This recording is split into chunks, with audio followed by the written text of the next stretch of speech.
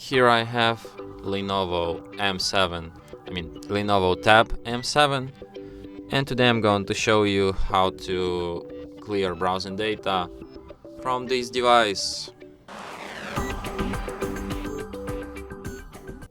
So to do this, firstly you have to open your internet browser.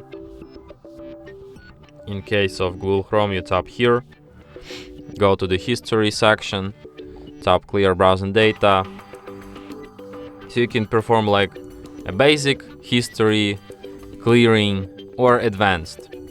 So in both cases you firstly select time range. It could be last hour, last day, last week, last month, or all time. Then you select data formats. It could be browsing history, cookies inside data, cached images and files, saved passwords, autofill form data, and site settings. Just tap clear data, clear, and after that history will be erased.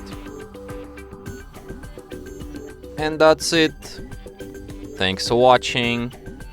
If you find this tutorial useful, don't forget to hit that like button and subscribe to our channel.